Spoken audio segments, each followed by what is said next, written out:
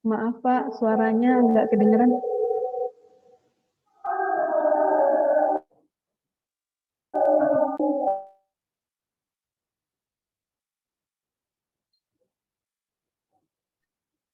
Nggak ada suara, Pak.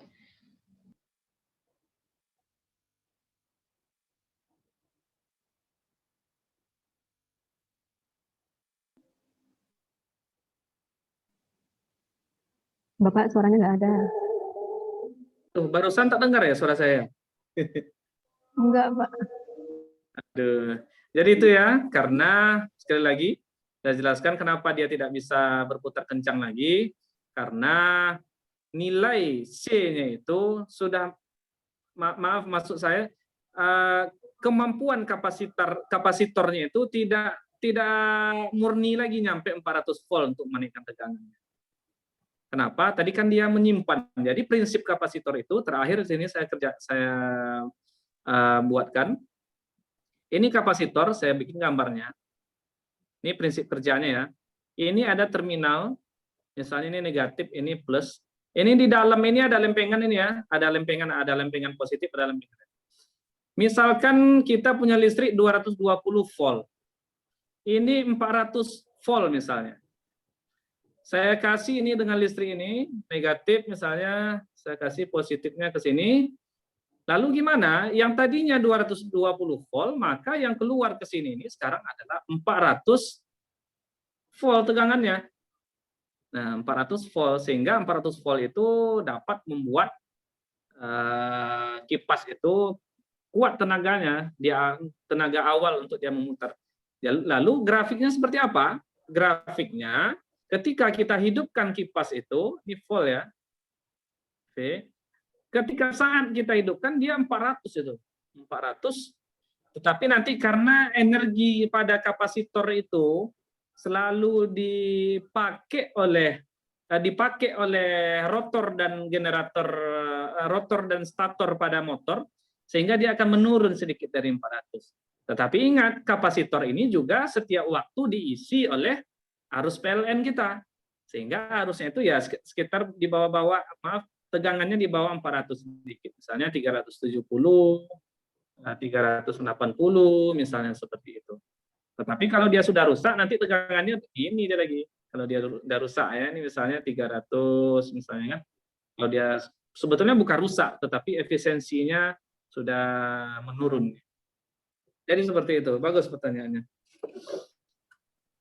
Ada lagi, silakan. Satu pertanyaan lagi, kalau ada pertanyaan. Terserah terkait dengan materi kita atau terkait aplikatifnya, aplikasinya seperti apa. Ini kawat penghantar itu ya, tadi kita bicara masalah konduktor ya, ini kita kebetulan tidak saya jelaskan tadi, saya anggap semua kita sudah tahu apabila ada L panjangnya dan luasannya ini ada R, luasnya A, maka ini kan hambatannya ini nanti hambatannya ini rho sama dengan R sama dengan rho L per A. Ini rumus yang semua kita sudah tahu. Artinya apa? Artinya elektron-elektron pada permukaan konduktor itu mengalir itu akan ada hambatan R. Nah, di mana hambatan R ini nilainya sebanding dengan rho L per A. Seperti itu. Silakan kalau ada pertanyaan, satu terakhir.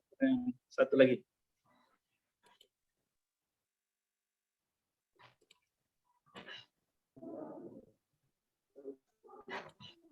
Nah, ini sekarang kita, jadi yang tak hadir siapa yang tak hadir nih?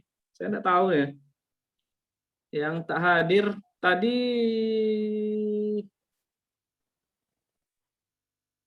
si Fahrun ada tadi ya? Ini udah keluar lagi. Belum ada ini Pak, ya. tadi, Pak. Ya, sekarang berarti yang belum, yang siapa nih yang tak ada? Berarti yang tak hadir hari ini siapa ya? Tahu, nanti saya lihat di absensi aja. Nah, ini saya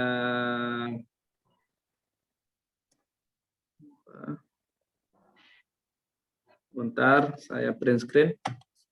Saya print screen ke sini. Elektrodinamika ini saya kirim ke WA gambar print screen kuliah kita. Nah, jadi itu saja. Ini Farun masuk. Siapa yang tak hadir siapa ya? Satu orang lagi berarti ya yang tak hadir ya. Satu orang lagi. Nggak tahu siapa ya. Nanti kita cek. Jadi itu untuk perkuliahan kita hari ini mungkin sifatnya ini lebih banyak diskusi karena kita kebetulan hanya membicarakan masalah konduktor dan kapasitor. Untuk kapasitor ini kalau soal-soalnya saya yakin semua teman-teman udah bisa ya. Sebab soal-soalnya mirip sekali dengan soal resistor. Baik disusun seri, paralel, ataupun soal yang melibatkan luasan A-nya dan jarak D-nya. Logikanya, semakin besar jarak D-nya, E-nya itu akan semakin kecil. Medan listriknya semakin kecil. Dan V-nya juga akan semakin kecil. Kalau C-nya, kalau Q-nya, muatannya, tergantung dari sigma dan tergantung pada sigma rapat muatan dan luas A-nya. Semakin luas dia, semakin besar rapat muatannya ya semakin banyak muatannya. Tetapi kapasitansinya ditentukan oleh jaraknya. Jaraknya sangat ditentukan oleh jaraknya. Di mana tadi kita lihat jaraknya semakin kecil jaraknya semakin besar kapasitansinya. Di mana kapasitansi dinyatakan di dalam Faradnya. Nah, baik, itu saja yang dapat saya sampaikan pada hari ini. Kalau tidak ada pertanyaan, ada pertanyaan? Kalau tidak kita tutup lagi ya. Hari Jumat nih. Pak, ada. Sudah. Kalau tidak ada, kita cukupkan sampai di sini. Sampai jumpa hari Jumat depan pada jam dan kesempatan yang sama. Semoga kita semua sama sehat. Itu saja. Assalamualaikum warahmatullahi wabarakatuh dan selamat siang. Waalaikumsalam warahmatullahi wabarakatuh. Ya, saya langsung izin live. Ya, Pak.